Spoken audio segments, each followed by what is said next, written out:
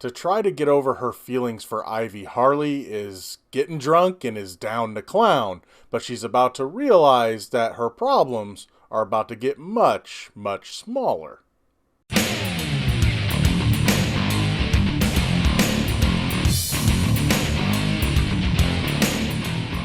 Hey everybody, what's going on? Welcome to an all-new Crossin Streams. As always, I'm your host, the real Gino Reynolds, and today we're going to be continuing our look at Season 2 of the Harley Quinn series on the DC Universe streaming service, this time Episode 10, entitled Die Hard.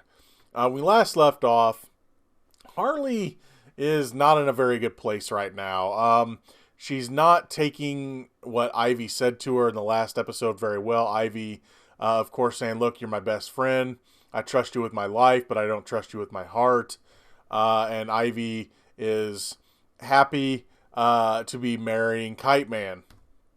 So Harley is not taking it well and drinking a lot. When she returns from the bachelorette party, she's still wasted. She wants everyone to hang out with her, but everyone is busy.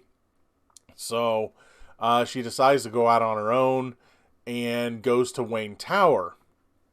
And that this apparently is the safest place in town because there are still parademons all over town, in which Jim Gordon is trying to fight. He gets a message from Batman, and while he's excited at first, Batman brings the Batplane to the police station, and Gordon thinks he's going to get to fly it and help out, but no, Batman's flying it, and Gordon just gets to push the net button.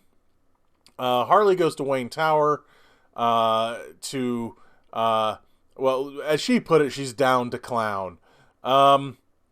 She talks to a big D-bag who's trying to just get with her, and she's like, look, you suck, go away. And this is overheard by the bartender, who cracks a joke, and that makes Harley laugh, but her laugh turns to fear when she realizes that the bartender is the Joker.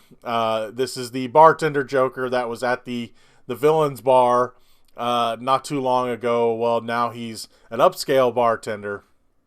And she's not real happy that she's around him. So before she's able to leave, some criminals break in and are going to steal everything from everybody. They have big time demands, and what's funny about their demands is there's a lot of rich people in this tower, and they're able to give in to these demands. They want like $50 million, and someone's like, I'll wire it to you now, just don't hurt us. And then he wants a nuclear warhead, and one of the guys like, I work for the Defense Department, it's yours, just don't shoot us.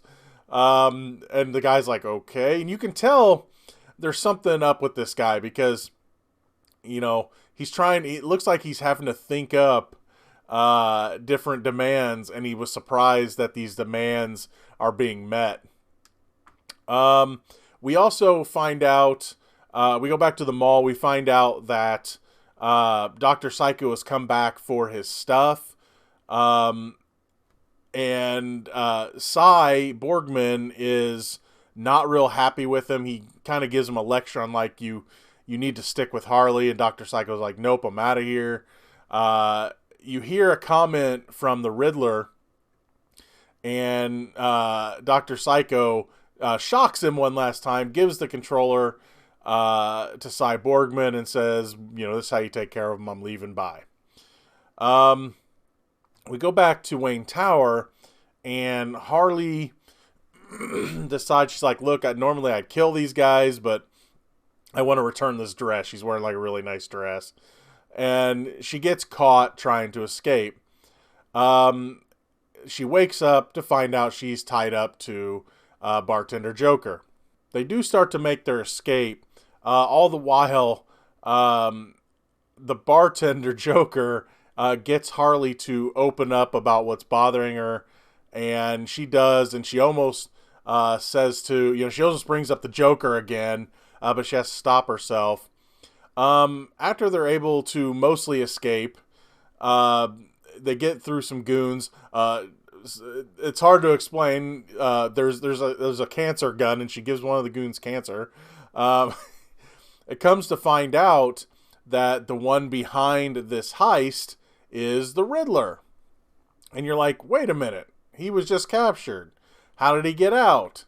But we then find out after Harley and Bartender Joker get to the roof, they're confronted by Gordon, and then they're once again confronted by the Riddler. And it comes to find out that how he escaped was Dr. Psycho, who they said, you work for Riddler now. He's like, no, the Riddler works for me. And I have a feeling that's going to play into something later, because I don't know if Riddler's going to want to be seen as a henchman or a sidekick. So that should be an interesting thing to happen in a later episode. The main reason why the Riddler was pulling off this heist was because in Wayne Tower there was a helmet that amplifies mind waves. So of course, give that to Dr. Psycho. It makes him all powerful. Riddler gives it to him, and now Dr. Psycho can control the parademons, and admits that he's going to basically do the same plan that Harley had not too long ago. Dr. Psycho ends up taking control of Clayface and King Shark. Can't take control of Cyborgman because metal plates, baby. But they have to fend off their friends. They are finally able to take out Dr. Psycho for just long enough to where they can make an escape. But Dr. Psycho had put a force field around Wayne Tower. So Cyborgman sacrifices himself to open up this field, this force field, so that Gordon and Harley can escape in the Batplane. After they get away, we find out that Bartender Joker's been having weird dreams, and they do mention it earlier in the episode, but he has a dream about the opening scene of the entire show where they're on the yacht and they're killing people and everything. But it turns out Harley mentions the Justice League are gone, and Bartender Joker mentions, hey, I had a dream about that. And it comes to find out, he reveals to her that they are in the Queen of Fables Book of Fables. So she's like, can you remember where the book is? We need the Justice League. And Bartender Joker can't remember, so she has Gordon drop them off at Ace Chemicals, and she's like, look, can you really remember? I don't want to do this. He's like, no, sorry, it's like it's there, but I just can't picture it. And she goes, I'll be seeing you soon, Mr. J, and she tosses him right into the chemicals. So it looks like the Joker is going to be back. All in all, this was a solid episode. Cyborgman was never my favorite character of this show, but now I hated to see him go. He had some really funny moments. A friend of mine's been watching this show too, and she didn't like Cyborgman right at first, but then after a while she kind of grew to like him too, so we were talking about him today. And it's just like, yeah, I now that he's gone, I hated to see it happen. I'm really curious where they're going to go with this. They asked, why don't you call Ivy for help? She's like, well, no, this is one of those messes that Ivy's been talking about, why she can't trust me and all this stuff. So they don't get Ivy involved this time. I'm sure next episode or the episode after show, I'm sure she's got to get back involved somehow. We don't know the future of King Shark and Clayface right now. Last we saw them, they were under control. That being said, when Dr. Psycho got knocked out, it kind of put everything out of whack for a bit. So we're not sure what's going to happen with them. But yeah, I had a hunch about Dr. Psycho becoming the new villain, and sure enough, it happened. Will he come back and redeem himself? I don't know. Will he be done after this season? I don't know. I hate seeing that because I really do like Dr. Psycho, but what he's done, especially since it led to the death of Cyborgman, I can't see him being a redeemable character, but you never know. This is a weird show when it comes to that stuff. So all in all, it was a pretty solid episode. We didn't really get a lot of advancement in the Harley Ivy storyline. I've got some hunches, some new hunches where that might go, but I want to see the next episode before I put those hunches out there. They're kind of, I don't know. I thought of another way that they could make the Harley Ivy thing actually happen and not ruin the character of Kite Man. So we'll see if after I see the next episode, we'll see if that plays out. But yeah, we got a new villain. The Riddler and Dr. Psycho are together. I'm sure we're going to be seeing Darkseid again. Of course, now that she threw Bartender Joker into the chemicals, we're getting the Joker back. So we'll see where that leads to.